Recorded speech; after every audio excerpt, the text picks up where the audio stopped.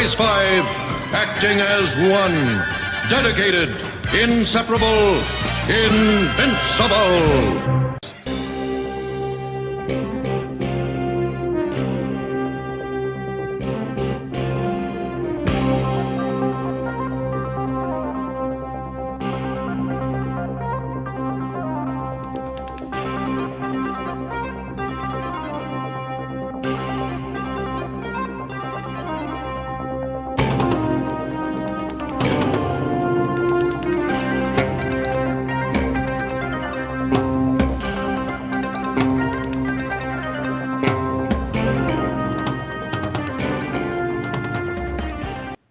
Welcome to PodStallions, the official podcast of PodStallions. As always, I'm Brian, and to my left on the West Coast is Jason. Hello, everybody. And we've got a very special guest in the Midwest. It's Mr. Alex Ross. Hello, Alex. Hello. Hey, everyone. And the topic today is rather fitting because we're all fans of this show.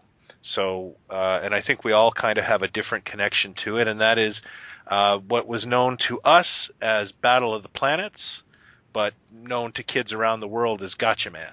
So let's get right into it. Jason, what was your first experience with Battle of the Planets?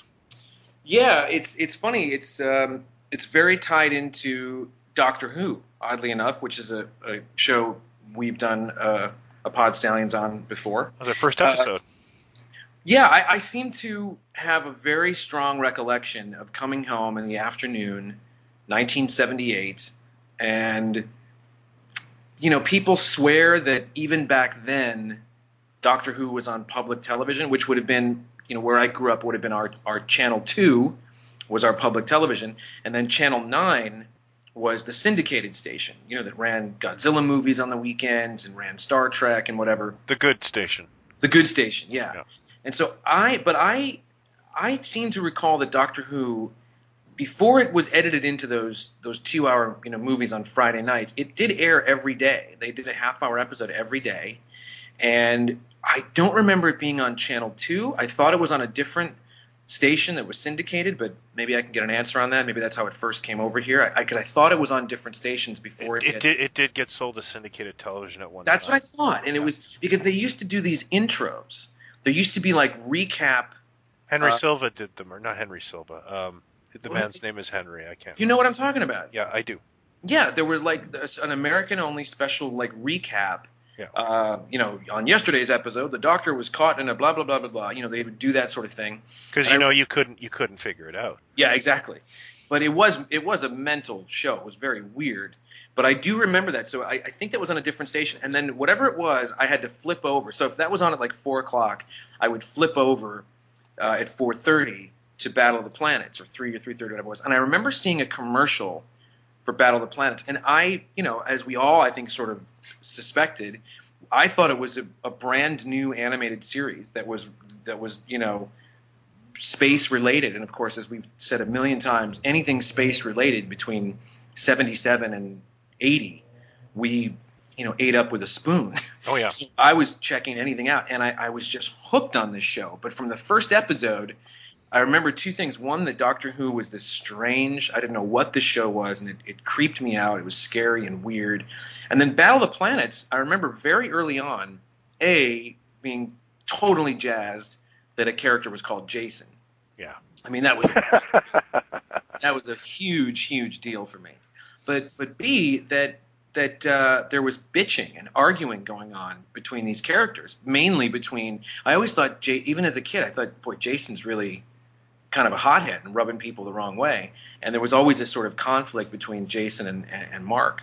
So that's my first recollection. I'm not sure I ever saw any merchandise. I think I saw coloring books like that Whitman did, like coloring books or puzzles and things like that.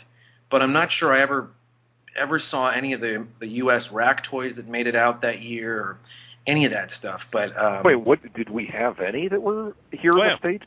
Yeah, we really did.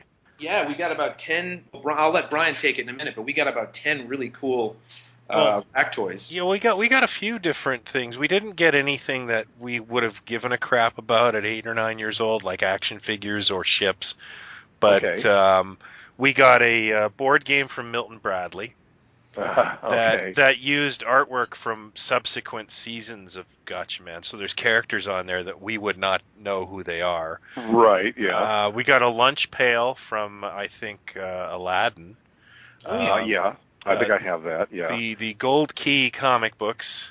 Yeah, have I have those. some of those too. That's one of the things I did have. As a comic. And then Henry Gordy, which is a name synonymous with Rack Toys, slapped Battle of the Planet stickers on things like signal ray guns and saucer guns and that sort of thing. That once you pop that off the card, there's absolutely no relation to the series. Yeah. Right, I get it. Yeah, I didn't think there was much more than that because I think just like you, as Jason was telling me, went and searched up a lot of merchandise on this, in the last 20 years and found, a bevy of things that were from an international marketplace, especially, of course, Japan, where they had loads of different action figures, vehicles, and whatnot. For me, my entire collection was sort of sparked off by the release in the mid-'90s of the 12-inch figures from, was that Medicom? It was, yeah. Medicom did I guess they'd be Joe and Ken, but Mark and Jason to us. And then was there any answer that you're aware of why they never went any further?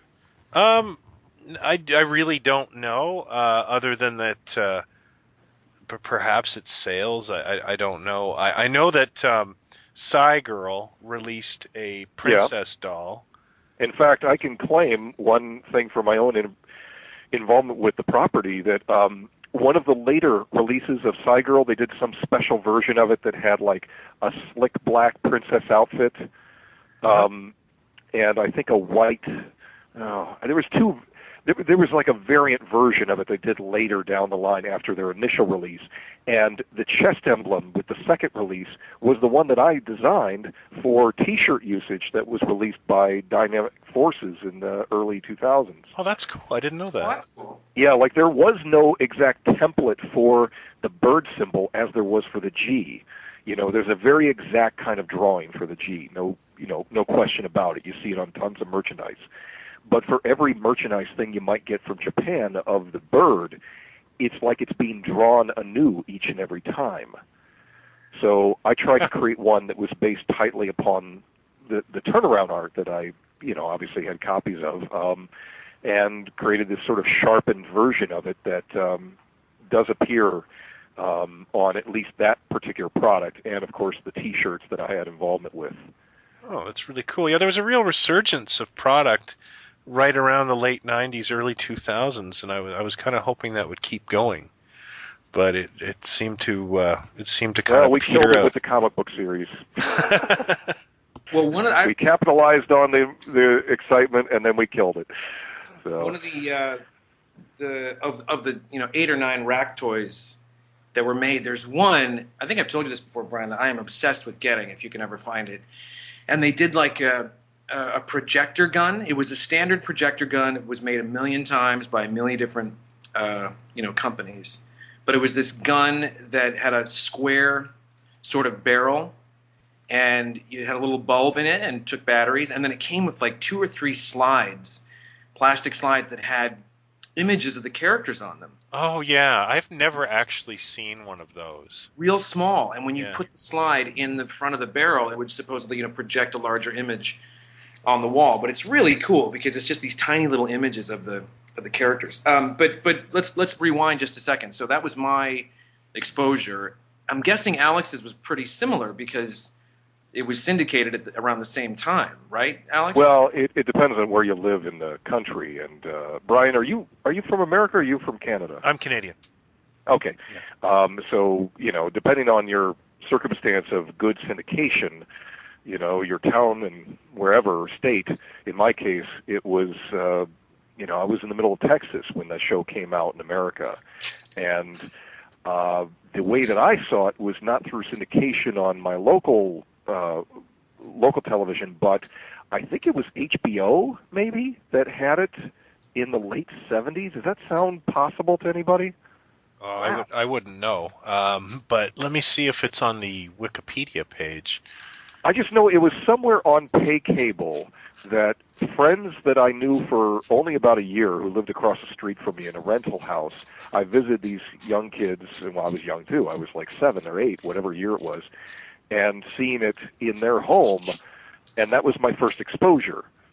So, that's interesting. You know, I would then get syndicated exposure not by my town in Texas, but by where my family is from, up here in Chicago, where in the suburb we visit here, Evanston, I would spend a couple weeks with my grandmother every summer for vacation and watch what was here, I think possibly on Channel 32, but that doesn't matter for your listeners nationwide.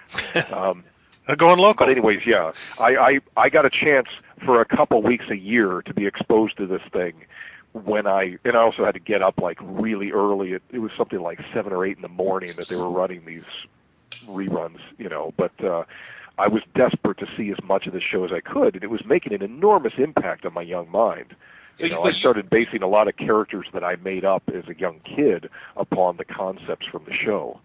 Would you figure, though, you were about, you know, that was about the same time, like you were probably 8, 9 years old, 1978, 79 kind of thing? Well, that's only when this came over. Sandy Frank, the guy who worked directly for Sandy Frank, told me about, you know, how they got it, and they only got the rights after Star Wars came out, which is 77, and so they went to this sort of international emporium of different licenses and products that they then saw the show and thought, hey, we can turn that into looking like it's a space opera. Yeah, though, as we know, that show's not about space, really. No, it's actually kind of environmental, and very much a product of 1972, if you really look at it. Yeah, exactly. But yeah, they did not get that thing over there any faster than we're talking about it being available for us to see. Yeah.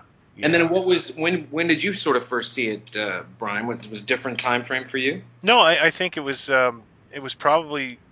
teased in August of 78, I'd say. We got it. It wasn't syndicated here. It was picked up by Global Television, which was one of our networks. And they would play.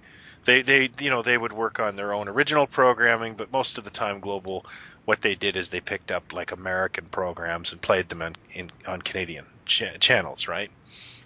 So they would play with Canadian commercials and content. So Battle of the Planets was on Global, which was Channel 3 here, every day, I think at around 4:30 or 5:30. I think it was 5:30. So that's, you couldn't ignore it if you were a kid, especially me. I didn't get a lot of channels, so that was it. And I luckily really enjoyed it, and it completely fascinated me because, this is one of the questions I wanted to pose to both of you guys is, did you see through the cracks as a kid?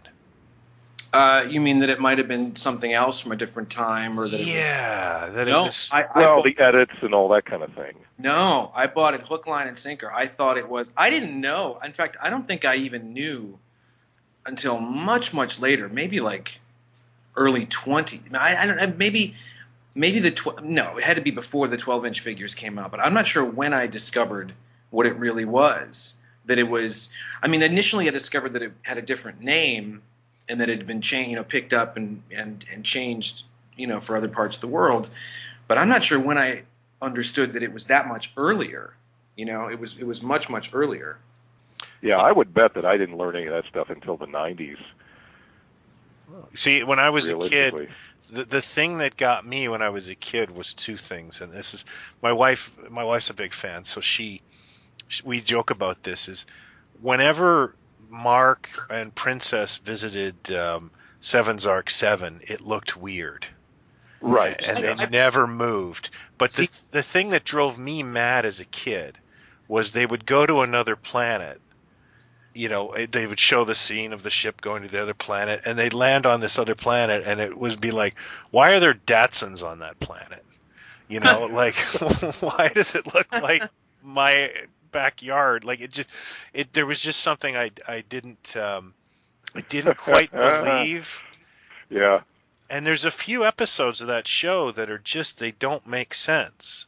There's one where Zoltar kidnaps a young couple and turns them into to like robots or something, and you don't quite understand what's going on. And I can remember that, these things are making an impression on your mind when you're a kid. And Well, wasn't there also, and I just know this from talking to other kids about the show, that like there was something about Keop was supposed to be a robot? He wasn't a real boy. Like, he was a clone. Yeah. And okay.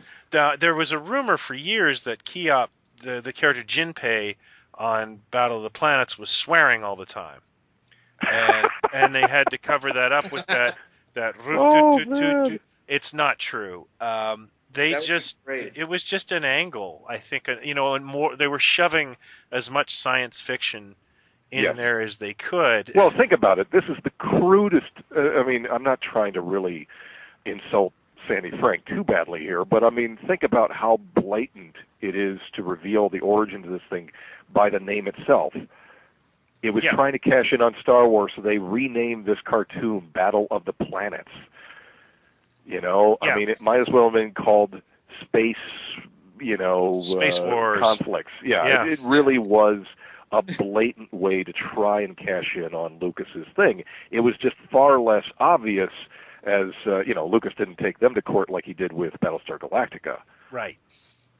Yeah. It's funny, I didn't notice, again, like you talk about the animation, that's something that I didn't notice until many, many years later, that something was off and looked, different. And whenever they shot, the robot and the dog didn't really notice, but when any of the other characters were in there, you could tell the animation was very different.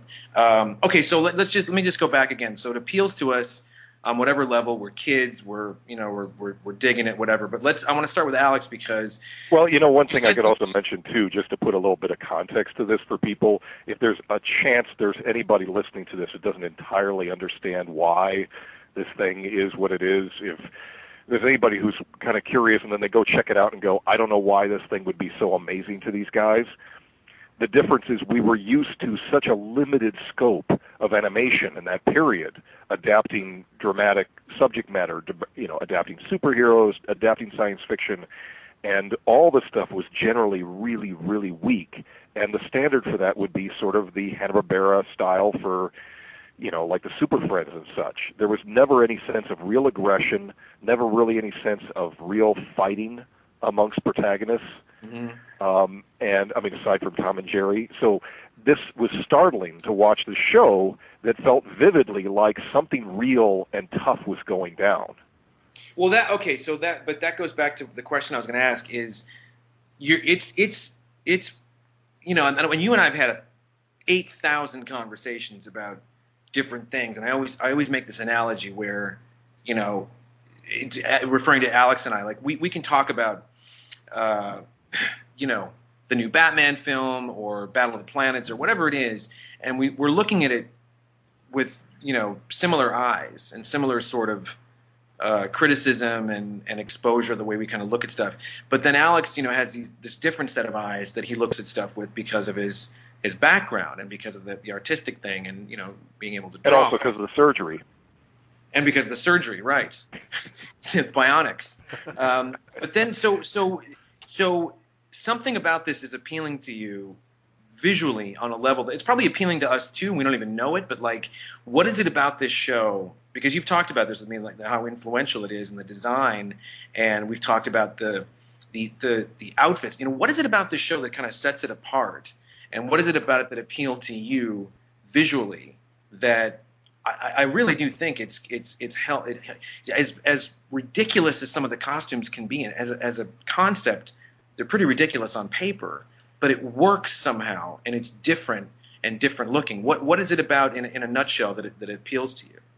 Boy, in a nutshell, I don't know how to nut it up here, but well, you don't have to nut it up then. Don't nut it up. But it basically, this is the prototype show for all the things that we've come to recognize as kind of the prototype of Japanese live-action group shows, where you've got 5 members, 1 female out of the 5, and they're multicolored, and they're doing either dinosaurs or they're doing this set of things or whatever. And it's the first 5-man show. Exactly. And, our most recognized version of that in the States, of course, is Power Rangers. Power Rangers, yes. So Power Rangers don't exist without the show.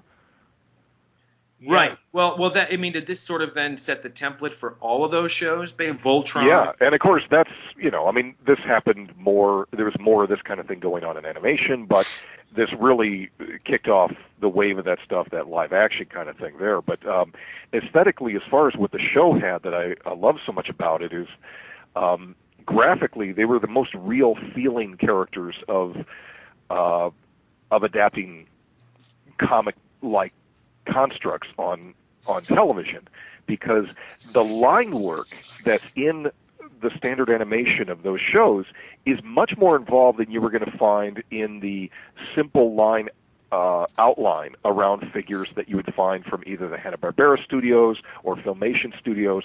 They would be a single line outline around Flash Gordon or Spider-Man or whoever. And here it was a broken line that was kind of sketchy. So like when you would see the drawings of, so just say Mark's face, whether in or out of costume, it was this very elaborate, much more drawn-in line. It was very sketchy, much more rendered. So there was a more rendered life, much like you would have in a comic book drawing, where there'd be a greater amount of ink line work. So it was much more vivid, impetuous reality. And of course there was an anger aspect to the stuff where Mark looked like a very aggressive, angry kind of intense figure.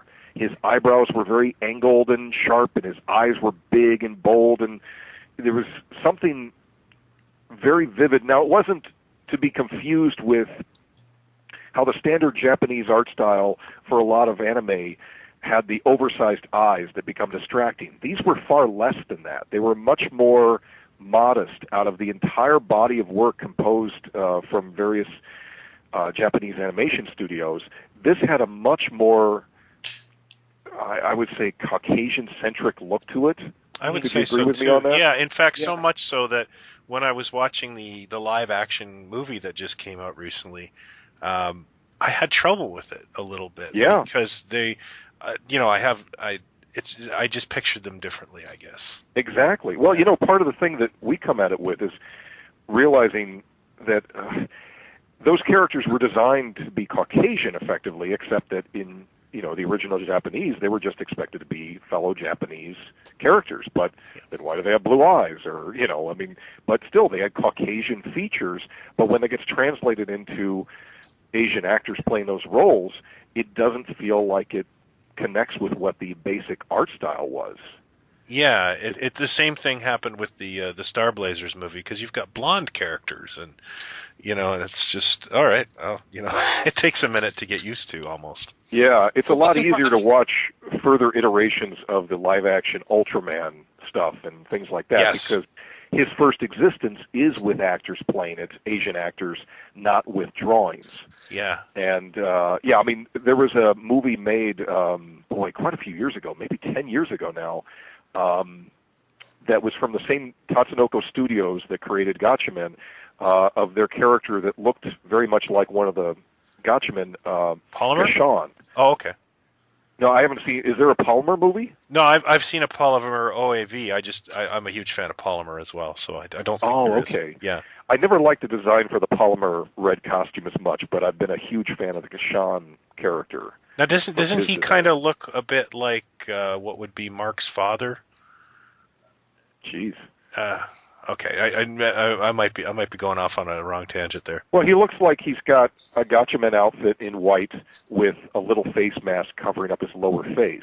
Oh, okay, I know who you're talking about. He doesn't have a cape, and he's got a robot dog that's his companion. Great looking design. He's got a C on his chest and everything. I've got a fake. Cash. Cashern? Is that what you pronounce it? Yeah, and you know what? I know that. I have a Mego prototype of him from Italy. Oh, there was a company there called New Jayaku that was going to make an 8-inch Cashern figure. Okay. I've actually got one of those. Well, they did make a live-action movie of that before this current thing we just saw of Gatchaman, and it had the same kind of weirdness to it, where like you're seeing an Asian actor playing this part and going, wow, this just doesn't seem like the same character. Something seems off about this. And they also made the cardinal sin of having the character never wear his signature helmet that the character always wore in the anime, and Yeah. they show it in the movie, but I think I saw a review of that, but I've yet to see the actual film.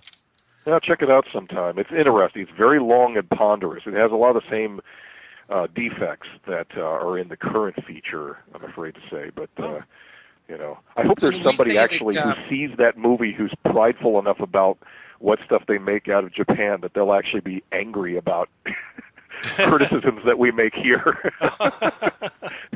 That way we know we've made it. If we actually get somebody pissed off, Would we say then that collectively that this is also probably the first what is technically anime that we're exposed to? I mean, I don't remember seeing much Astro Boy as a little kid.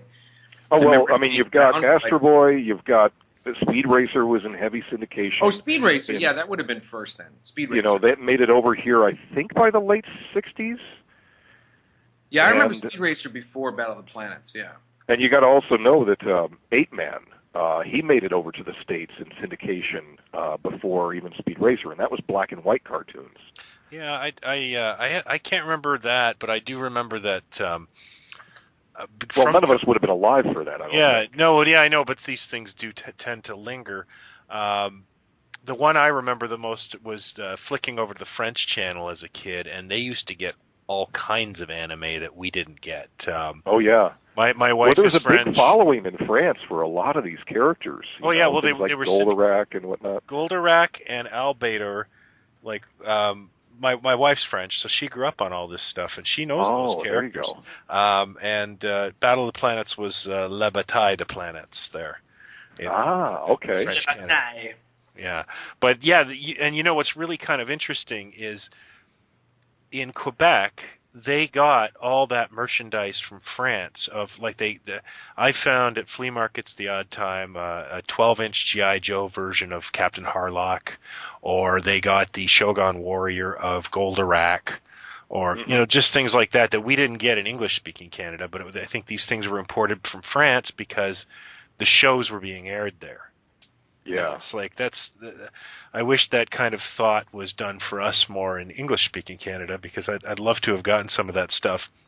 And subsequently, I've talked to some people who grew up in San Francisco who have said that the Japanese toy stores in Chinatown or wherever would actually carry like the Popey 8-inch Ken from Battle of the Planets.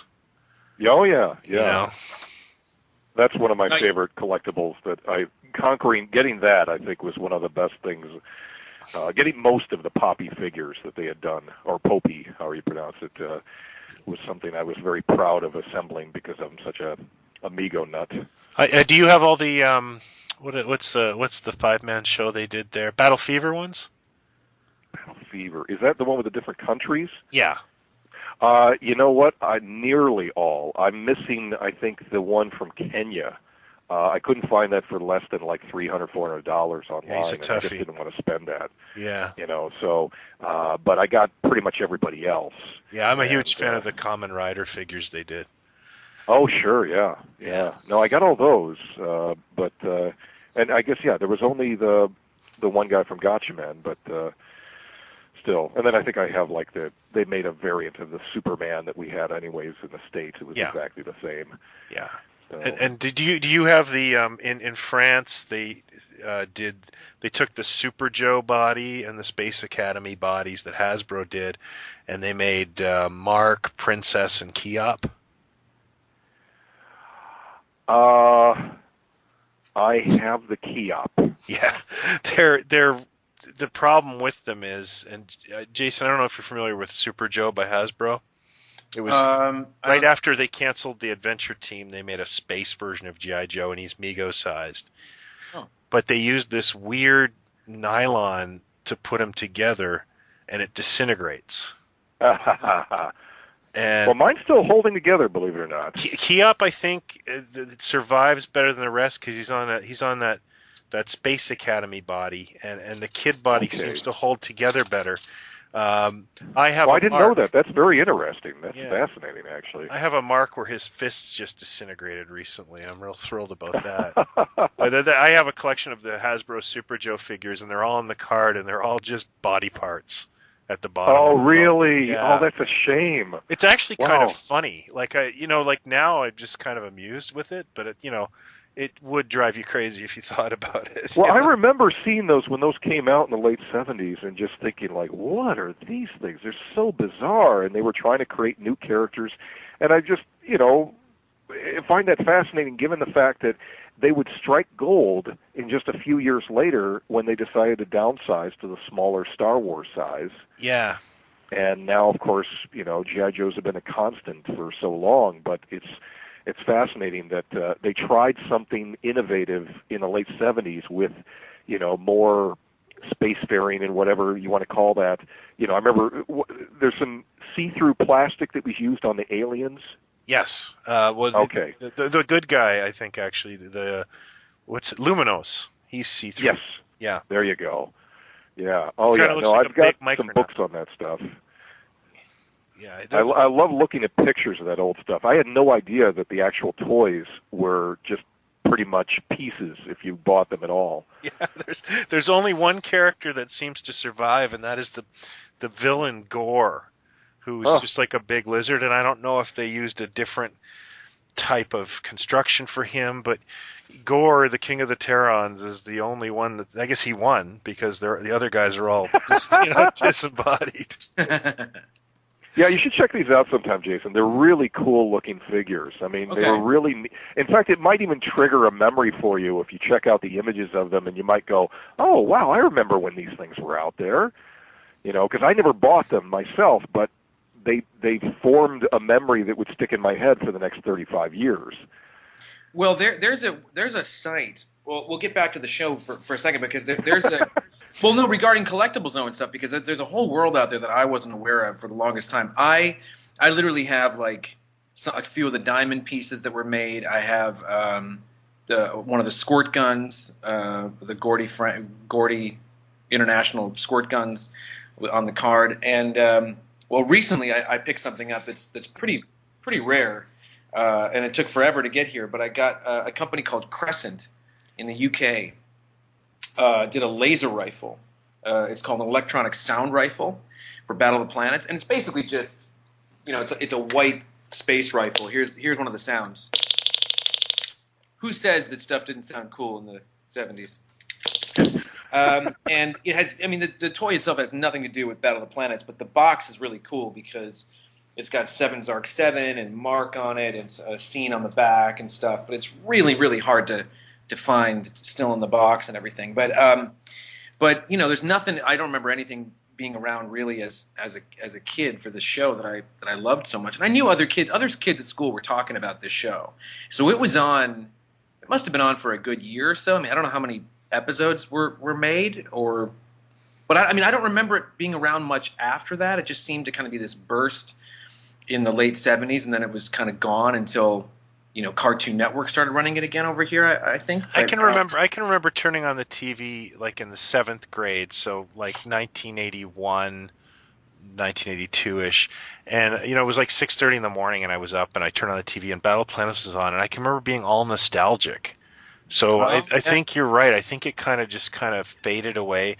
Now, mind you, I got bored of it after about a year and a half because I'd seen every episode 3 times. Oh, see, yeah, I think I just remember seeing it that one. God, it's funny you say that nostalgia thing because that reminds me of the Star Trek animated series. Which I also used to get up at 6:30 in the morning to watch around that time. Because it all of a sudden, it was running all of a sudden in like 1980 or 81. Yeah.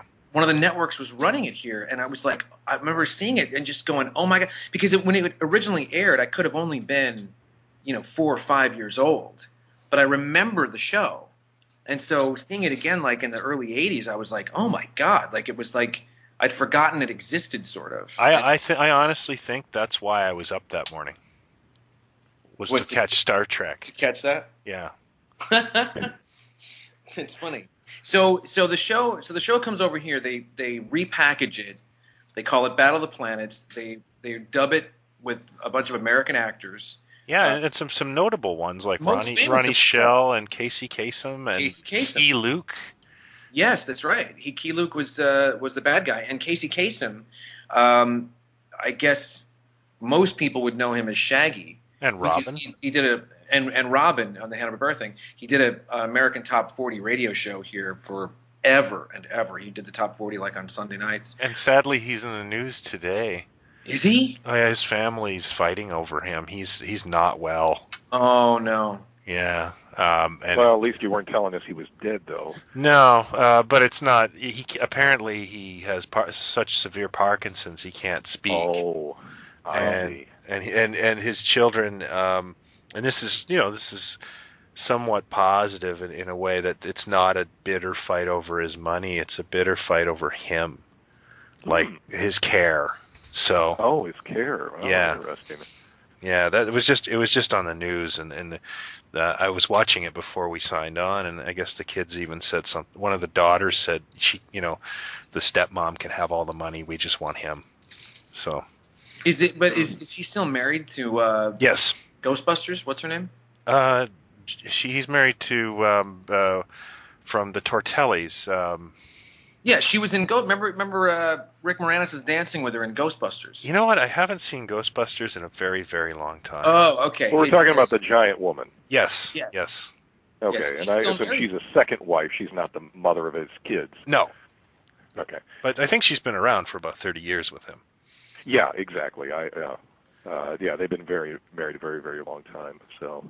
So he's probably the most recognizable voice in Battle of the Planets, and I think it must have been post Shaggy, because Shaggy was, I think, his early 70s. Shaggy, I think Scooby-Doo came out in '69. So yeah, and it must have been post Robin too. Oh, well, yeah, he was doing Robin since the early '70s as well. Yeah, so it's not post Robin, because I mean he continued to do new seasons of the Super Friends and all the way, I think, up until the Super Power show. Yeah, no, Adam West took over, but I don't think Burt Ward did. Yeah, I think you're right. I think he continued to do that because Adam West replaced Olan Sewell at some point in the Superpowers show. I used to love that guy's voice. The guy, what was the guy you just said did Batman? Olan Sewell. I love that dude's voice. It's so distinctive. It's so odd. But so the very bipolar opposite of Batman when you look at him, though.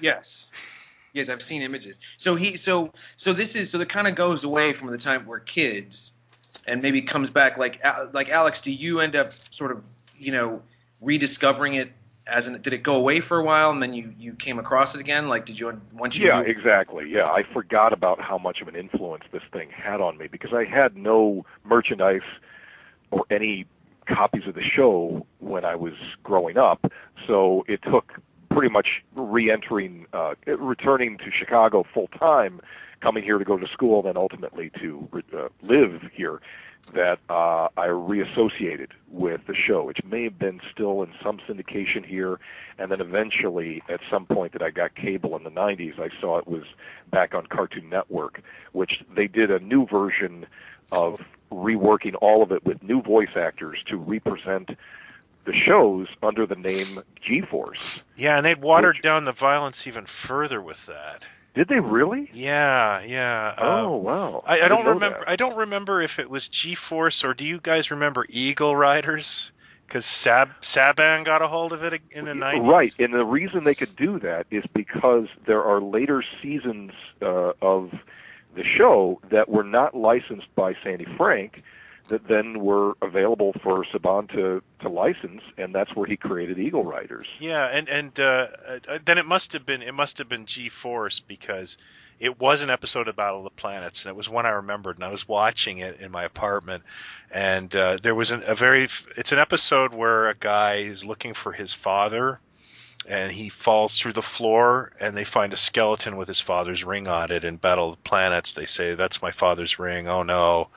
And in this new version, the guy falls through the floor, and he goes, "There's my father's ring. He must have put it on that skeleton as a message to me."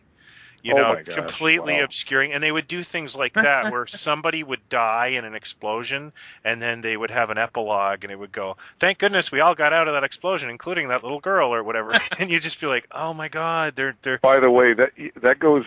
I'm getting off on a big tangent here, but if you remember, what it should be in the news, of course, because of Gwen Stacy and the new Spider-Man movie and everything. Her original death in the comics was one that was rewritten to reflect Stan Lee's sensitivities of how it was being handled, because Spider-Man was 100%, well, no, he was 50% at fault for why she died. In the comics, she was falling. He catches her with his web. There's not enough bounce in the web at that point. So when she's caught at such a tremendous rate of speed of falling from this bridge, her spine cracks, and the sound effect is in there in the final printed comic. But what dialogue is added afterwards, I think it might have been in the following issue that picked up with this cliffhanger story, is basically kind of explaining that, like, oh, well, she died before you even caught her because the shock of the fall got to her. Which, okay, the thing is, none of that makes sense, because when she was knocked off the bridge, she was unconscious. There's no shock. Right. She was just a limp body falling to her doom, and then Spider-Man catches her, and again, it's Spider-Man's action that completely stopped her stopped her life. So you had that kind of retro working, or that kind of sort of trying to soften up the harshness of the violence going on then, which I had heard was actually ordered by Stan, the man himself. So, speaking of, I'll go on another tangent. Do you remember? Well, maybe not in Canada, but certainly here in the, I want to say late '90s or mid '90s, when Turner, I think it was Turner Networks, would run the Looney Tunes, the Warner Brothers stuff. Mm-hmm. And if it was especially like one of those, one of the hunting, Elmer Fudd, Bugs Bunny, Daffy Duck, pronoun trouble kind of episode, shorts, Elmer Fudd would raise the rifle, and instead of, you'd see them shoot, and you'd see, Daffy in a puff of smoke and this bill fall on the ground or whatever, they would cut to Bugs. So he'd raise the rifle, you'd hear the shot, but it would be on a still image of Bugs Bunny, like looking at the camera. And then you'd come back and see the aftermath of Daffy Duck picking up his bill off the ground, sticking it back on his face. So they would edit out all the violence, the violent act. So just before and just after, but the act itself, they would edit those out of the classic Looney Tunes for a while in the 90s. I don't know what the thinking was. And then somebody, stopped them. But, that was changed that. Speaking of violence, that's one of the things we should probably touch on. And this is, like, I became aware of, I was starting to do video dealing in the 80s, where I would find obscure movies like Legends of the Superheroes, and I would tape trade and sell. So I started getting involved, and that's how I got back into Battle of the Planets a little bit. And it was funny, a college roommate of mine just remarked one morning, I woke up with bedhead, and he said, "You've got G-Force hair." and I hadn't thought of Battle of the Planets in years, so I picked up some tapes of it, and I went up to, just as I was leaving Chiller Theater in New Jersey, I walked up to a dealer and said, "Do you have the Battle of the Planets where they rip off Zoltar's mask and he's a girl?" And he goes, "This is it right here." And then he sold me another tape. He said, "If you love Battle of the Planets, you've got to see this." So I came back to my dorm room and started watching the tape one afternoon. And that's how I met my wife, because I had my door open. I always had my door open. And she heard the G-Force music, and she was studying down the hall. And she came in and said, "Are you watching G-Force?" And I said, "Yeah." And she goes, "Well, can I watch it with you?" And that's how I met her. Oh, my gosh, that's right. But this guy sold me a movie. It was a 2-hour finale that was the how Zoltar gets killed, and how and Jason Joe dies in it. Right. And the one thing I noticed, and this is something that's great when you're a fan of the show, because Jason was the badass of the show. But we never saw the feathers as kids. He would stab people with feathers. Right. And they really did a good job of editing that out. Oh yeah, he had he had a gun. He had the gun. He had feathers, but then didn't Mark had like a boomerang kind of thing. Yeah, and that thing he's got the bird boomerang thing. But yeah, they It was a violent, but I mean it seemed kind of violent. Well, like I said, it also seemed like there was a combativeness. So they certainly, whatever they altered scripts, they certainly. One of the craziest things I could describe to you that's from the original shows, and of course, if you've watched the real thing, you know what this is. Amongst, I don't know, first season's episodes, whatever, within, let's say, the first 5, there's clearly a scene where he slaps June in the face. And this is one of those things where Mark, or Ken, is kind of keeping his team in line, like, hey, buck up, soldier, kind of thing, like, and just slap. And you see this now, and you realize, like, oh, shit. Oh, sorry. No, we used to not be bothered by that in entertainment. That was something that was not that bizarre. Right. Or, frankly, it could have been the case in your family that your parents, your father or mother, might have been very comfortable to slap you across the face in quick reaction for something you did. Yeah, absolutely. And that yeah, you're right. You wouldn't bat an eye at certain things back in the day.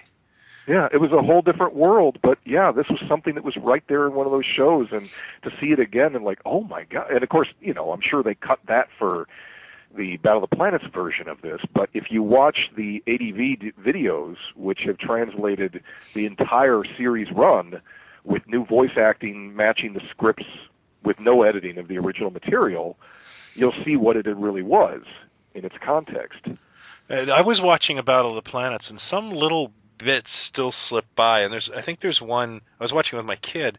It was Keop is impersonating a Spectra guard, and which is really believable. And he walks into their off-duty quarters, and they're all smoking. Oh, wow. And they're drinking too. They've got beer bottles, but of course it's not addressed. It's just sort of in the background. But I just thought that was kind of funny. Right, yeah. And of course, back in the 70s, that wouldn't have been such a stop the presses kind of moment, whereas now, I mean, you can't even have that in a damn comic book these days. Yeah, I've noticed that. Smoking has become so verboten, we're trying to destroy it by pretending it doesn't exist in culture. Yeah. Yeah, except for Quentin Tarantino.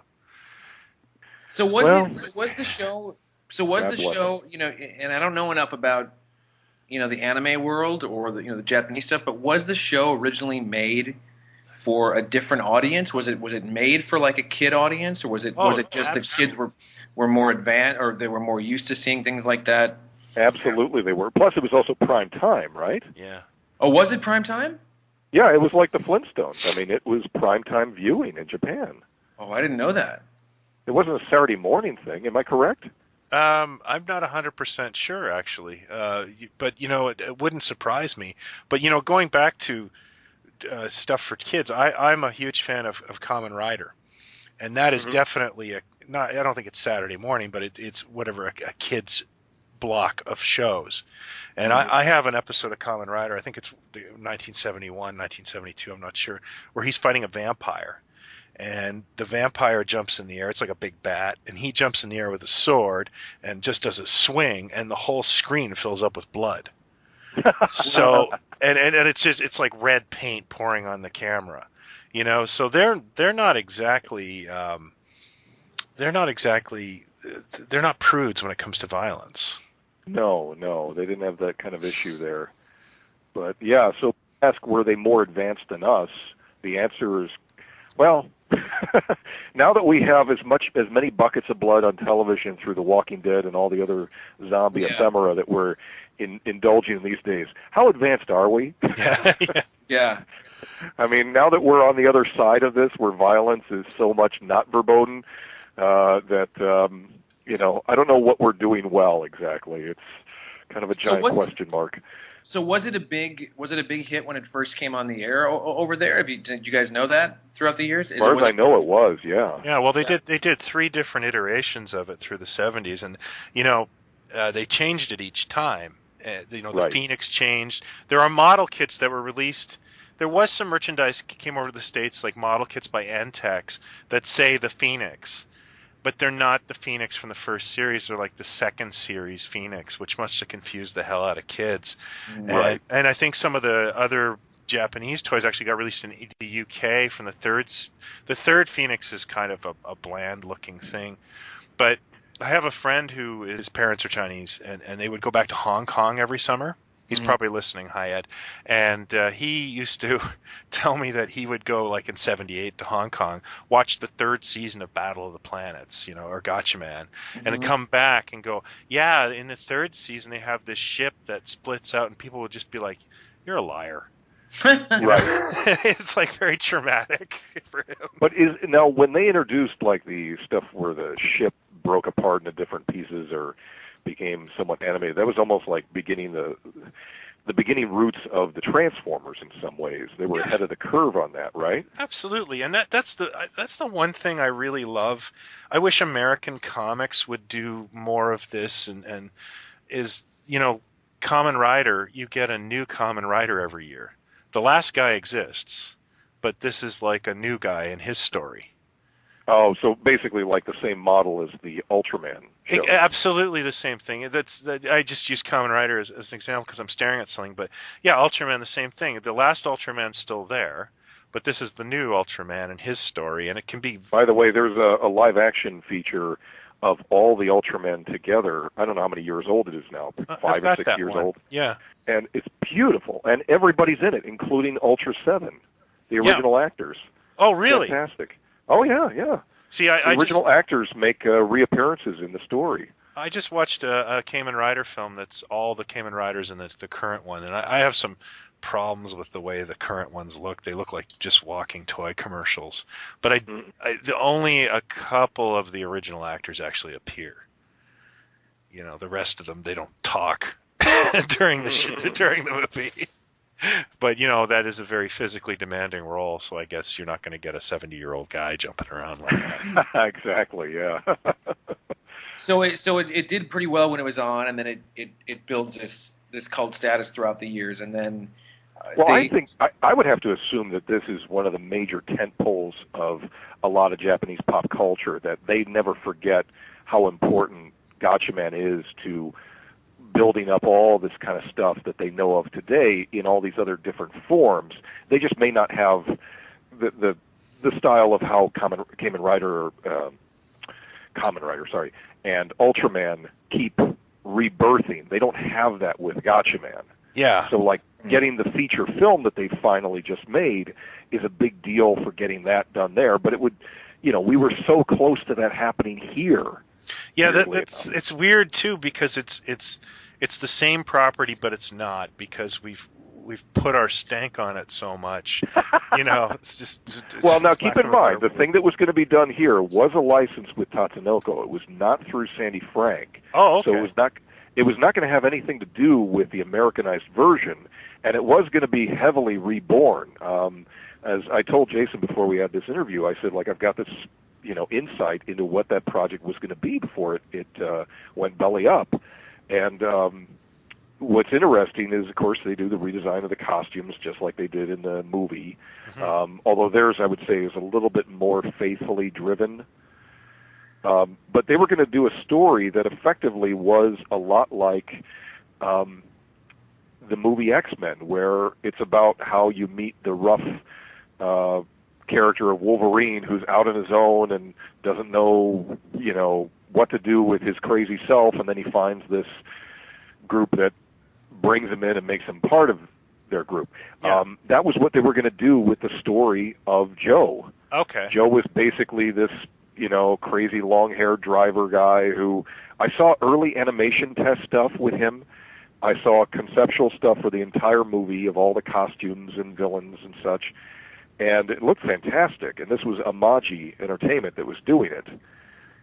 And again, the whole reason it didn't happen is because the failure of Astro Boy not doing as well in theaters. That's too bad. But yeah, because I remember being down at, like I said, I was down at Comic-Con. This is 4 or 5 years ago, and they had a booth, set up for whatever that production company was, and they were giving away Gotcha Man, watches and digital watches and baseball caps and stuff like that. And so they were pushing it, but yeah, and I wondered what had happened to that because it just sort of went away. Well, there was a lot of time put into developing it and everything, but they had to put all that stuff on the back burner. I think, as I'd heard it, there was various changes of producers that came in and would sort of wipe the team clean and start anew, and that went on for a period of time. The fellow that I met was just one of a number of producers who came through there, I guess. Mm-hmm. But because of the involvement that I had with the revival in comic book form, I was kind of invited to the table of seeing if I had any worthwhile input, I guess, to this.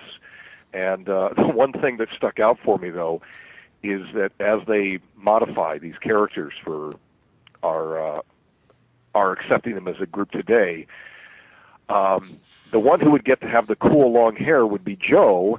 So for contrast's sake, they made Mark have blonde short hair. Oh. And it drove me crazy because I just thought, like, wait a minute.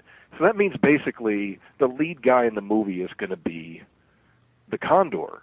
It won't be the Eagle. The Eagle will be there, but, that's the boring Superman kind of guy. You don't need him to be the lead. Oh. And to me, that just struck me as like, wait a minute, that's the driving force of this entire legendary group. Oh, brother. I think it's fascinating that, because I hadn't thought of this, but I think it's fascinating that here it is a Japanese series, but the characters look, very, Western. Their physical appearance, their facial features. Well, that became a common staple of much of their anime from when they go to make the 60s on. Yeah, and when they go to make a live action film, something seems off because they're using Asian actors as characters. But also, isn't it? Correct me if I'm wrong here. This is my understanding of the whole anime thing. That what was his name? Tezuko, whoever the guy was that created Astro Boy, which is one of the first anime things. If you look at the Astro Boy eyes, they sort of became the standard, anime eyes for many years. And he was hugely influenced by Walt Disney and the Disney stuff. So those eyes are essentially, Disney character eyes. But realistically, why should they have been blue? Because there are no blue-eyed Asians, so why would they do that throughout so many of their characters? Yeah, I don't know. So they do these eyes, but Battle of the Planets seem to have strayed from that. Like they don't. I mean, they softened it up a bit. They went smaller. Are the Battle of the Planets eyes what you normally see in anime to this day, or weren't they kind of a one-off, and kind of different? Well, you could say that it was the maturation of the anime style from Tatsunoko Studios, that basically all the stuff they did in that 70s period, Polymer and Kashern, they all looked like the same kind of art style. They had that kind of maturing thing that they looked very much like American comic books, I would argue. Before we get a lot of email, I said Kashern because that's how I say it. You may have actually been saying it right, Alex. I don't know. I mean, there is an R in there, so I don't know.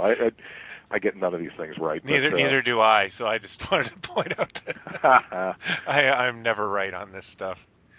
But the art style, I would say, came to be a lot closer to traditional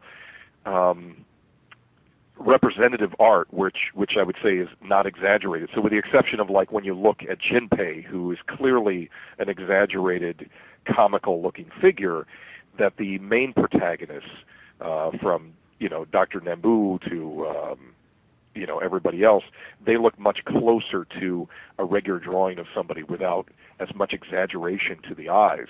But then coming into the 1980s, the style started to go much more extreme for much of the growth of anime. I would say more and more animated features were becoming more outrageous in how much they would make these tiny little noses and then giant eyes and, all the stuff that of from the 80s that was popular anime has more of that influence and look to it. Interesting. So So it's like they regressed. It's sort of like they started as Astro Boy and they came right back to that influence. Yeah, that's interesting. So you both start collecting what, like mid '90s, sort of late '90s or mid '90s, start collecting stuff or trying to find stuff from around the world. I have, like I said, I've only got a couple of pieces. Well, I mean, the internet made that a very possible too. Is that now you had an international store of this stuff coming up online, and even though I don't use a computer myself per se, I was benefited by having friends that did, who would, point out stuff to me and say, "Hey, you want me to bid for this thing online?" And that's how I started to amass the collection that I've got. Yeah, we started. Sorry. No, go ahead. Brian, we used to make these mechas to big toy expos like Kane County and Chiller Theater, just to pick up Gutch and Battle of the Planet stuff in the early '90s. But there was nothing better than the internet explosion of the late '90s. Well, it was bad for my wallet, but Well, there's a By the way, I've been to the Kane County show. I mean, I live reasonably close to that since that's right here in Illinois. So I've been to that many times, and that's when I started too my collection of various merchandise. Yeah, it's a good way to spend an afternoon. That's for sure. I just haven't been in a couple of years. I want to go back really badly. Yeah, I probably haven't been there in like 15 or 16 years. So I haven't been there probably in 4 or 5 years, and it always seems to fall on my daughter's birthday, the spring one. It's driving me nuts. There's just no way, Well, isn't there? There's a great website out there that I think I'd mentioned to you a while ago, Brian, and you knew exactly what I was talking about right away. That is like an archive of all the Battle of the Planet stuff, and Yeah, and Alex might know this. These fellas too. Jason Hophius, who wrote that great book, I believe you provided the cover for it. That's right. Yeah. Yeah. It's his website, and it's okay. Bar none. It's one of the best. I mean, do you remember what it's called? I thought it was because he actually was assisting. He was assisting Sandy Frank at one time. Well, because I'm trying to find it right now, because there are these French action figures that was it Popey that did Popey made them in Japan, and they came in a beautiful green box, and then they got released in France and Spain. CGR Bois did them in France. I can't remember who did them in Spain, and they would come on individual cards, and they even did Seven's Arc 7 and One Rover Run. Okay, really? Well, there's a little Seven's Arc 7 and the Robot Dog that were made as little one-offs in little boxes. There's those, but then there was also this. There were like 3 or 4 characters that were made as like 3 3/4 inch figures. It's battleoftheplanets.info. .info. Okay.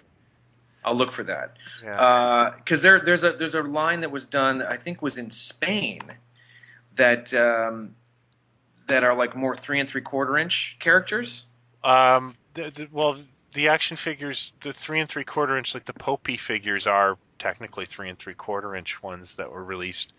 But there's also the ones you're talking about in Spain. I think they're done by a company called Jexan.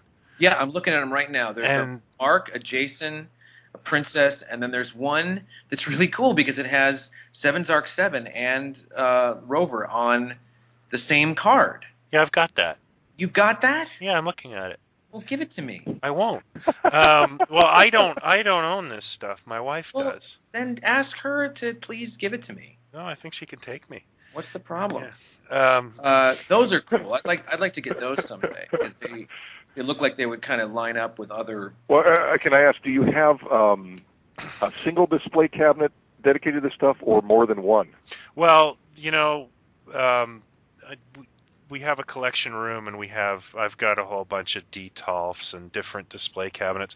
We have half a Detolf that has all the Gotcha Man stuff she kept. She did pare it down a little bit. She got more into Space Lego for a while, but it's got her favorites in there. And so yeah, we have a very concentrated Gotcha Man section in the house.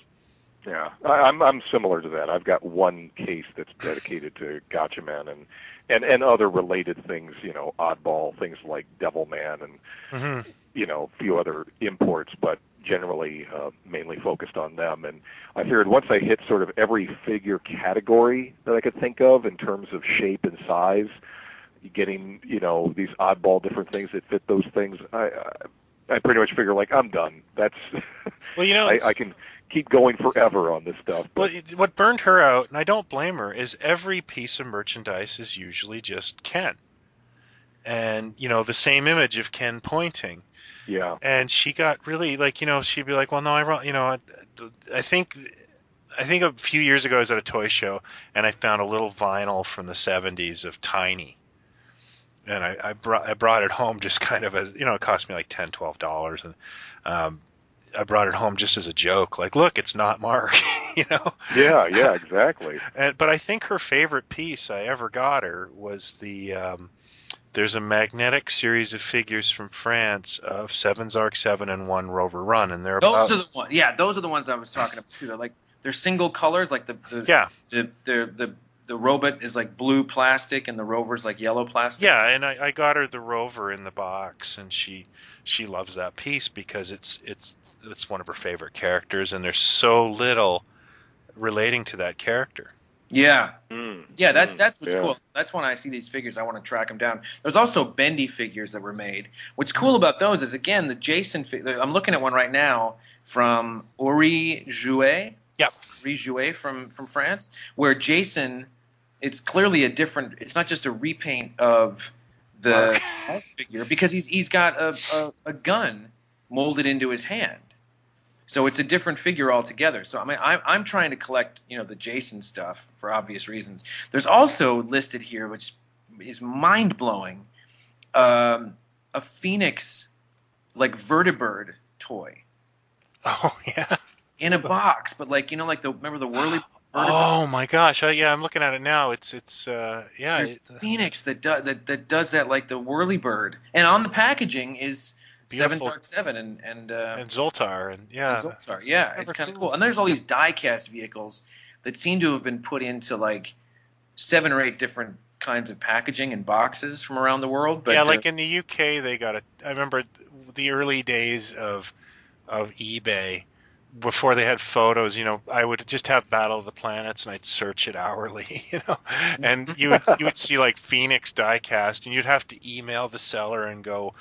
Because the photos weren't really common yet through dial-up, and you'd have to go, what's it look like? And they'd send you a tiny thumbnail of this, ship that was from the second season, and not that one, because I don't know if you probably know this, Jason. The second season Phoenix looks like a bird. Well, that's the thing. Is is it like red and white? That's mostly white. Yeah, see, that's different than the one that is on a lot of the packaging and the one that was in the original. Yeah. The original season. So yeah, there's lots of cool stuff. But let's go back to Alex's museum, which I've been to. Not only does he have anime stuff and Battle of the Planet stuff mixed into his cabinets, he's got the ultimate Battle of the Planets collectible. He's got a life-size. Well, he has life-size. Kingdom Come, Superman, life-size figures, Batman. Oh, no, it's just Superman. Superman and Batman.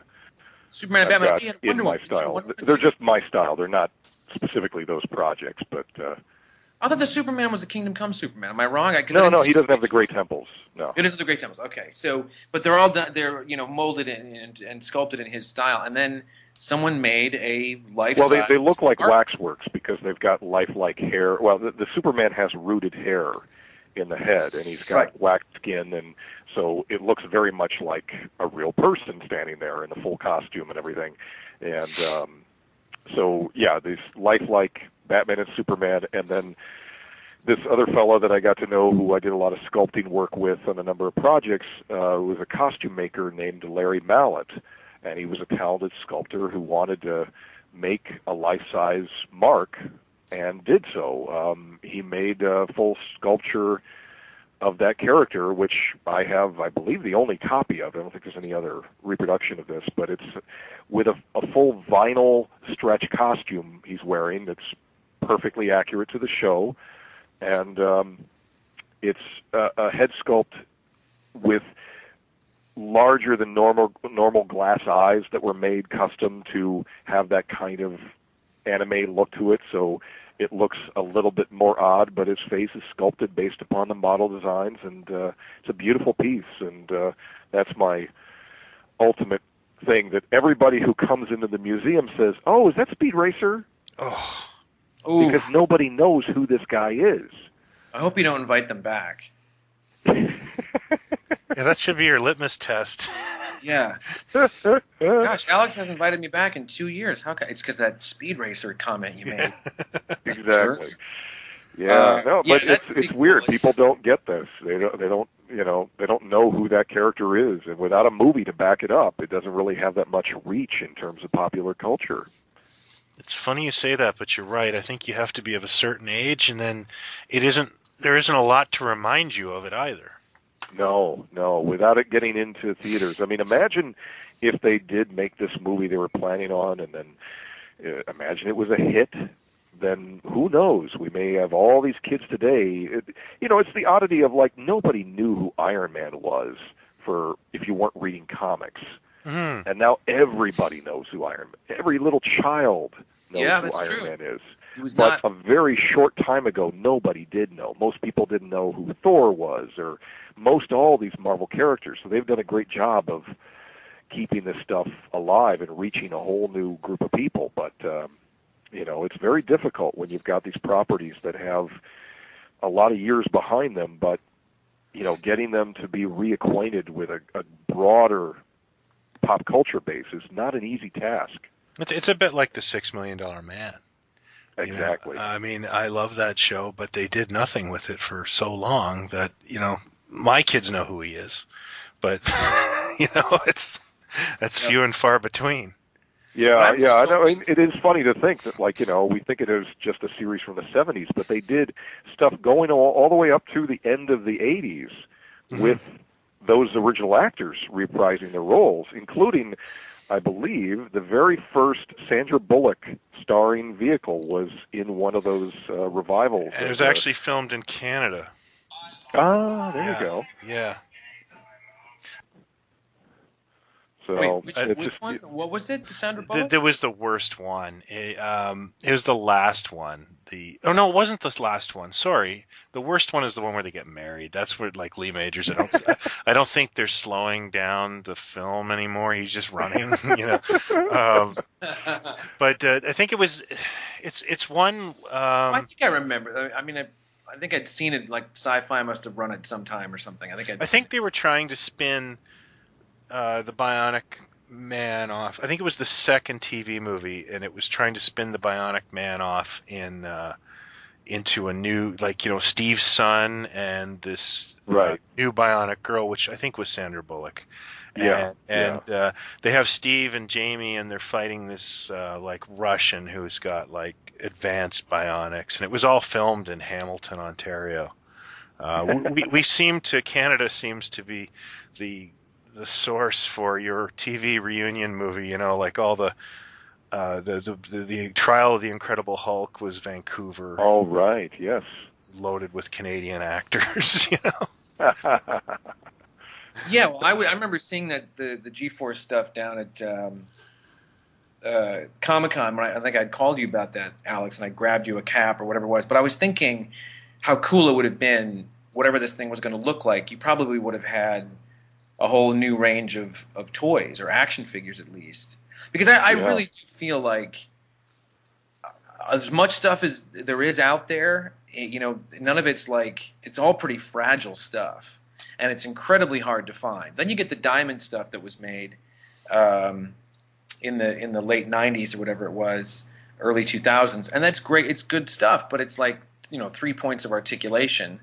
And then some of it, I can't find – I've got an unmasked Jason, which came with a DVD set, but to try to find a masked Jason figure is $80 or like $100 because they Really? Yeah, that's a weird thing. Those were on clearance like immediately, and then because I remember a friend of mine who's in a notorious Gotcha-Man fan, and he's a comic publisher as well. I went to his house one day, and he's a comic publisher. Would I know him? Yeah, well, you might. Eric Coe, he runs Udon Publishing. Oh yeah, Eric Coe. Yeah, I went to his garage about 10 years ago, and we were just talking, and there was just a stack of Gotcha-Man figures in there. And, wait a minute, didn't Eric color the comics I was involved with? Could be. I'm not. I'm forgetting now, but I want to say I worked with him, and I think it might have been that his studio, Udon, colored the books for Top Cow that I did the covers for. Very well could be. I haven't actually seen Eric in a while, but he had a stack of those second run Diamond figures, and he said, "Oh, Diamond was clearing those out," and I don't mind buying some. And I remember, like a couple years later, somebody telling me that like Zoltar was going for like $75. Oh. And it was like, holy smoke! I think I have Zoltar's girl head in my drawer here. Yeah. Yeah, it's like I said, I don't feel like they ever really got a true. Well, we know from having made these. Toy line. I'm sorry. I don't feel like they ever got like a full toy line, an updated, toy line, action figures, vehicles, a unified sort of toy line. No one's ever really tackled that or done that. You were saying about the numbers of the comic series, Alex?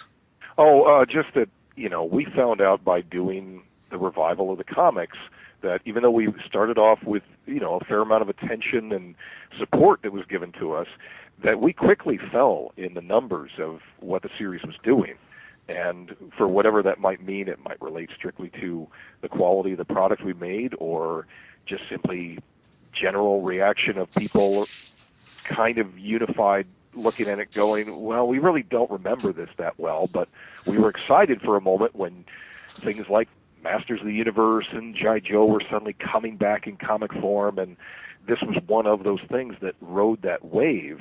In fact, I was trying to fight Wizard on this sort of grouping of Battle of the Planets being thrown in with a 80s revival article that they were creating based around it. I remember it's that guys, article. It's not the 80s. Yeah. What are you talking about? Like, it never was. It was the 70s. I was there. Yeah, I remember that article, and I remember being like, well, A, that was the 70s, and B, it was not on that curve of the toy commercial animated show. You know, like there's a completely different connection with He-Man. Like, we didn't get Battle of the Planets action figures. It's very different. So yeah, I agree with you on that. It is. Well, the tough part, that was my one chance selling them on. I think it was partly the way the article started off was they had done something similar to it before that I think focused on G.I. Joe and maybe Transformers that had original artwork created by probably J. Scott Campbell and other people showing like, hey, remember this? But these properties were not in current use then. Yeah. They hadn't been published in a while. So that prompted me to say to the editors I was in contact with, hey, I'd love to do a piece about the planets. You could do an article about these older cartoon shows mixed in.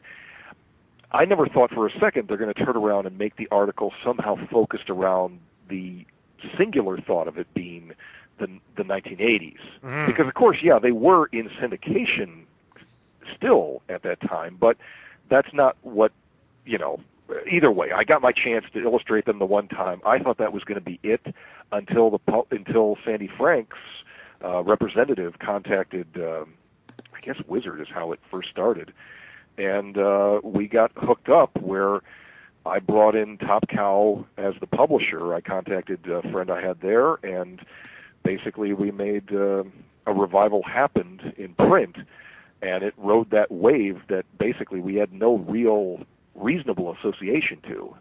Really? Yeah, I can totally understand that. But it was sort of stuck that way, like they forced that association where none existed. Yeah, it's a mistake. It's the wrong marketplace. Yeah, it's funny because even like I said, in 1981, it was a hard to find show in my market. Mm-hmm. So it was kicked down to the 6:30 in the morning crowd. So I don't know who that is anymore.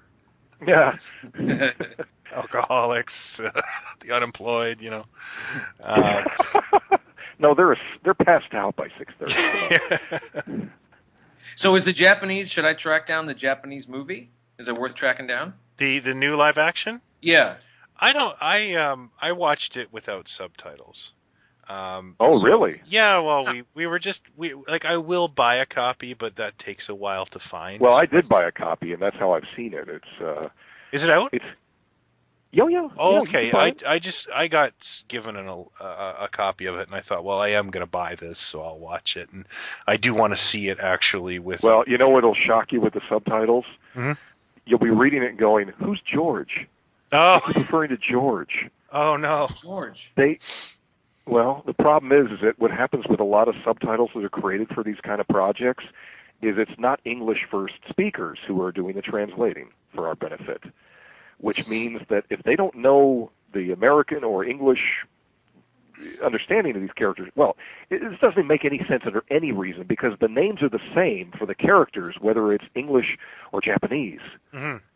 Yeah. So Joe is he's written in the subtitles as George.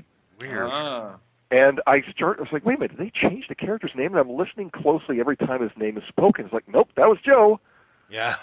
How did somebody get this wrong? But it's not the only defect. There's lots of language defects that occur in the subtitles. But, that's life. That happens, right? One of my issues with that and the Star Blazers film I watched was these things were animation.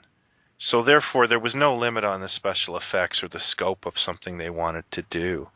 Right. And when they do them in live action now, they're doing things like, they're turning they're doing some kind of derivative things, like the Gamelons in the Star Blazers movie are kind of like monsters now, and the Galactor goons are now kind of, I don't know what you'd call them, if they're like cyborgs or, and I agree with updating things, but I also kind of thought, well, if they wanted them to be cyborg monsters, they would have made them cyborg monsters. Exactly, because, yeah. All the redesigns that appear in the Gotcha Man movie, they're out there to sort of say, hey, look at how far we can take this, but they don't improve. They don't make it better.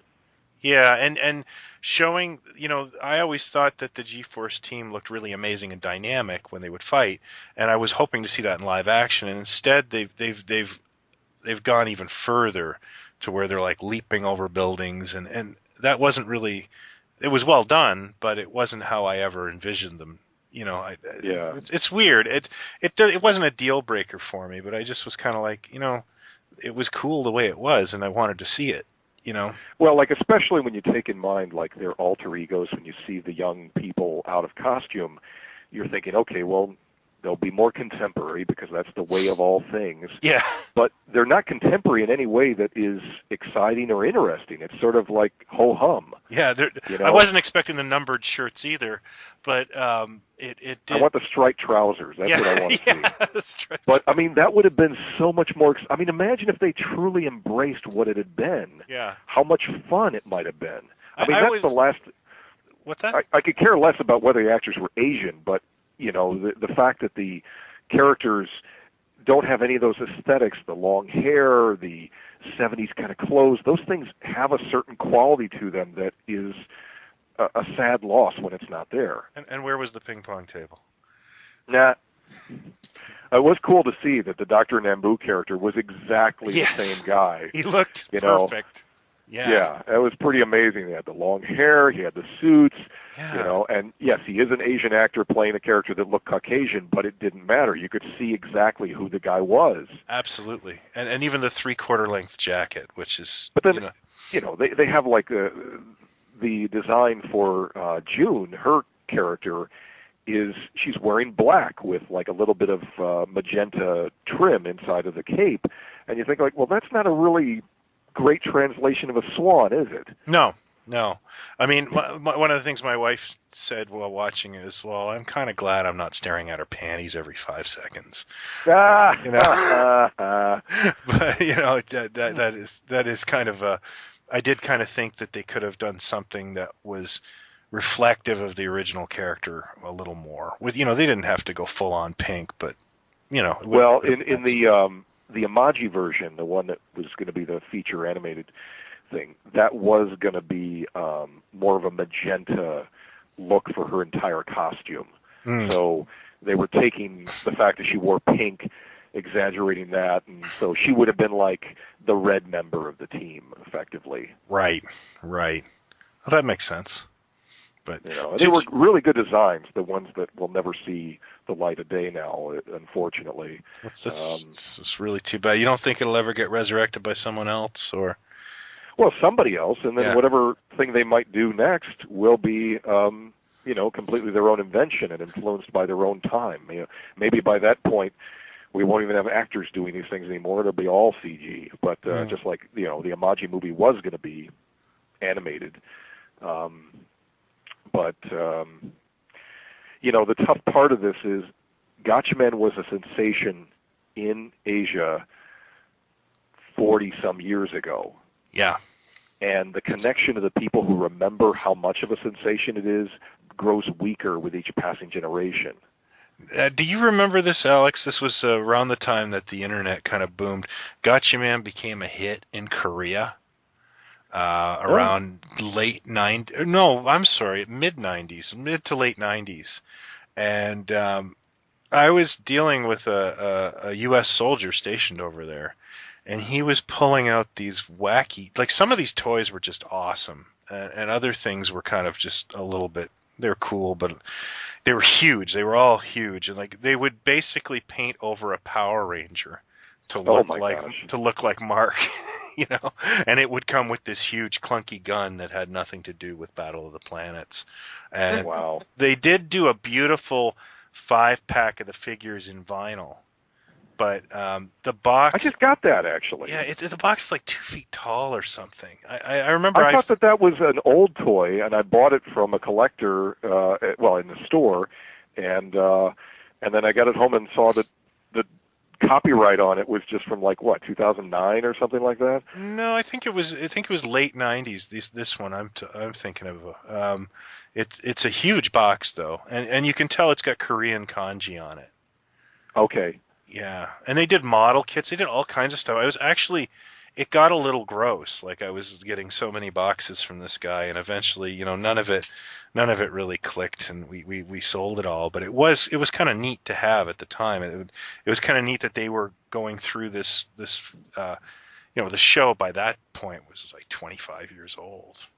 Right. Yeah, there's some stuff I actually found, I think, on eBay that I sent you links to, which was like there's one set that's like a Mark's helmet or mask and a gun and a sword and a belt, and another one is like nunchucks and a sword and a belt or something. And you said that they were from Korea. They were licensed, but they were products that were made in Korea at a certain point. Yeah, their license might be questionable. I'm not 100% on that, but they're definitely like the show went through a really late run of popularity there. There's an anecdote I wanted to share with you that I talked about with Jason before, and it's something somewhat interesting to the perspective of where this property was in the States and where it could have gone. And that is the entire time that I was doing what little I contributed to the comics that were made here in the early 2000s. We never did the thing we were actually building up to do, which was to introduce new expanded characters into the team, expanding the roster of the birds that make up this bird-based group. So you were going to do like a Justice League of birds, essentially? Well, you see, the thing is, it wasn't our idea to begin with. It was Sandy Frank's representative who appealed to us in the making of the comic book, say, hey, how about expansion of the character base? And it was just sort of a rough thing thrown out there. It got my mind percolating, and then I discussed it with the writer, and we only had some things roughly laid out, and there was not extensive sketches, none of which have been printed, that I put together. But what we started to formulate was an idea that we would introduce. This is a standard kind of plot idea, but the idea that before the Gatchaman we know, there was a prototype team that was made that basically they had the experience of testing out these various gifts that the characters had, with some earlier teenagers and, again, earlier bird types, and that within that context, this group that you've never heard of before, that there was an interior betrayal in that group. There was one of the members who went rogue, who went to go work for Galactor and ultimately betrayed his fellow Gotchamen. And, we would have set up basically that you could find those Gotchamen again. They would somehow be powering some kind of chrysalis somewhere where we could free them, and they would be preserved as they were young people. So now we could unite the old with the new. But the thing is, what we thought, the writer and I, is we've got to reestablish the base of what this essential concept of the group is. You can't just jump forward into this brand new iteration of, 5 to 6 new members.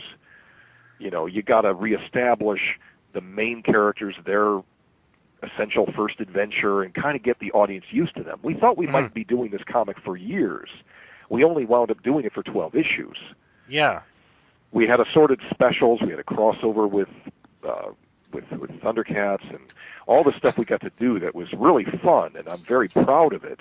But it was seeing weaker and weaker returns with each iteration. The last series that Top Cow published, we even did in black and white to save on color costs. It's beautiful in black and white, though, I must say. It looks very much like manga. It's very cool. Yeah, I have a bunch of those issues. I have to dig them out. I was hoping to do it prior to this, but didn't find the time. But here's the upshot of it that's interesting, is that the idea, once we were finally discussing where things were going with the Sandy Frank company representative, is that the intention was we would set this up, whatever we do create, which we'd never shown him any of. He never saw a single sketch or heard any single concept from me. But they wanted to build, with me as a participant, a way of using the G-Force name, which they invented and they owned, into a way of branding their own thing that, as you might guess it, would mean they'd never have to pay any more licensing money back to Tatsunoko. And once that was explained to me, and I'm sort of thinking, wait a minute, I would be creating this thing that would be now owned by you, and I guess you give me a piece, a taste, but you would never have to pay the people that I was essentially stealing the intellectual work from. Yeah. And I just thought, that doesn't seem very reasonable to me. That seems like, well, we see it done in movies and pop culture work all the time. It's a constant. But the thing is that once you put your name that you do own on top of it, it's very clear what you just ripped off. Mm-hmm. And the fact, if I'm designing any of these characters to be, because I said that they were going to be further bird-based characters. I was going to have a cardinal to just have a red one.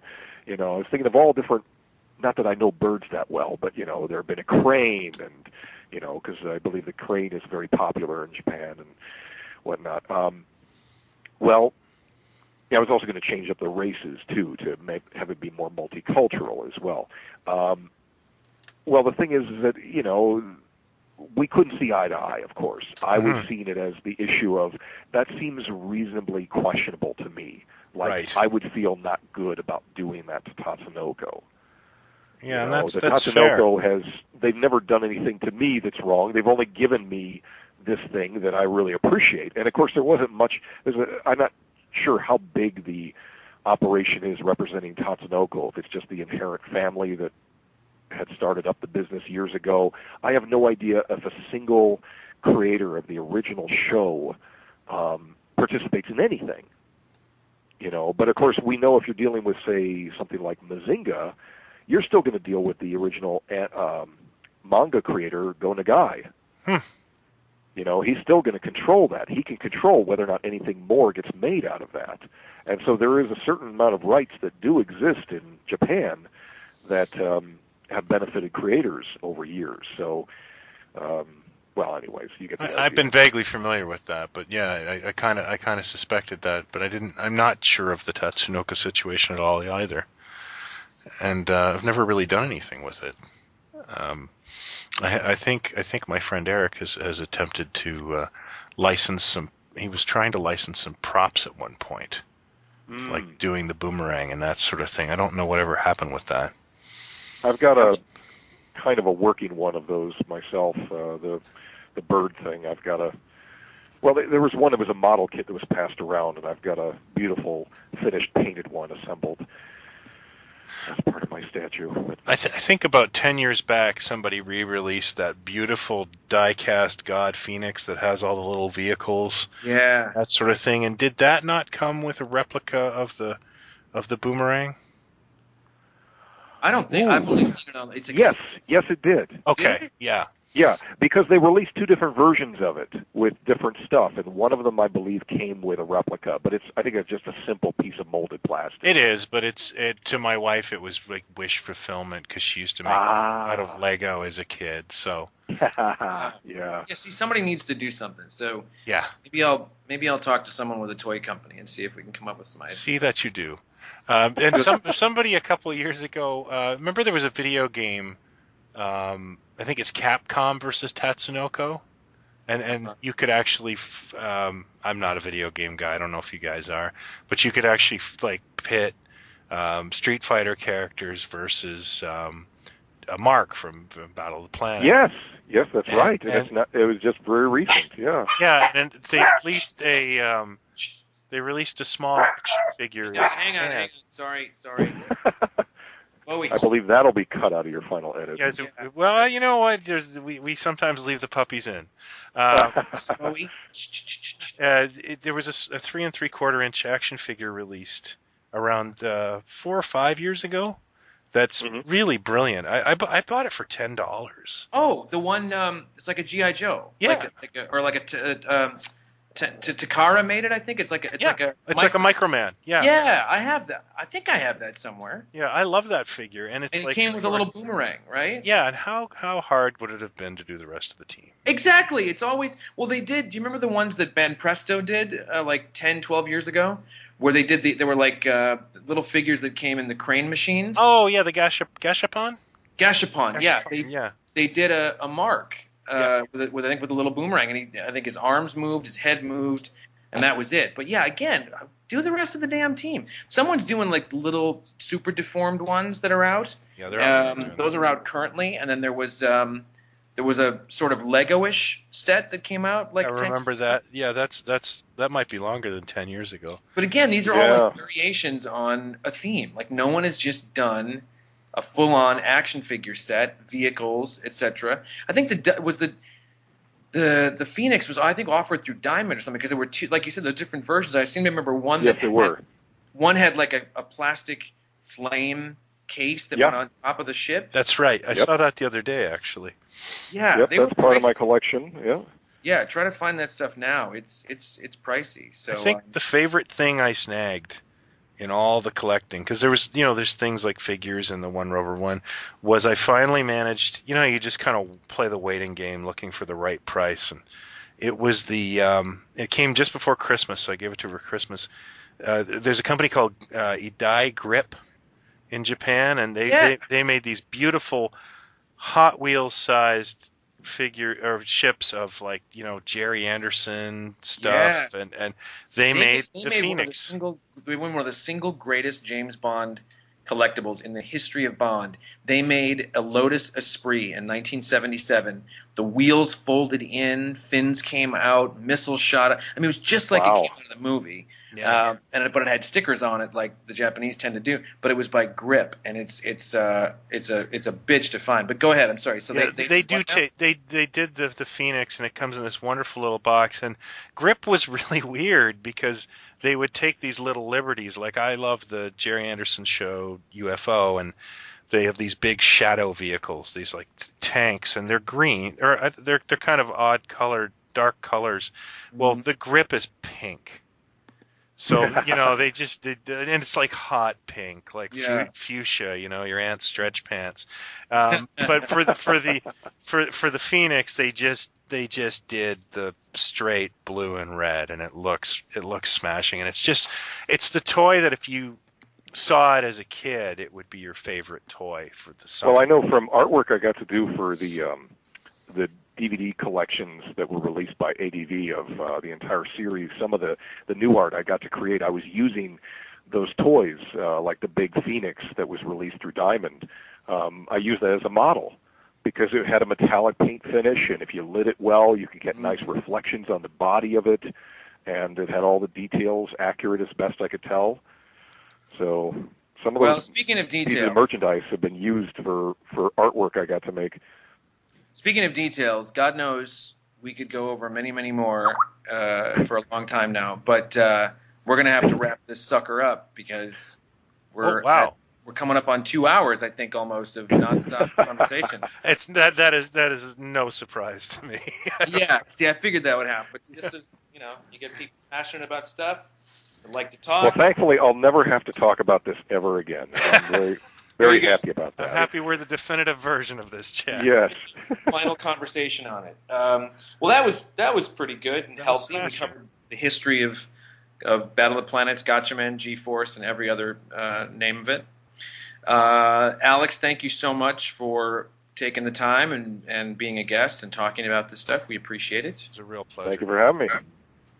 Hope you had fun, and we can do it again anytime, any subject that rings a bell. Bowie's getting anxious. He spotted something in the reflection of the display case that's making him crazy. God knows what. Sadly, I've got a dog to walk too. Well, there you go, Alex. I'll be in touch. All right. You, Hyler, and thank you so much. This was great. I can't wait to hear it back. Thanks for listening, everybody. See you in 30. Bye.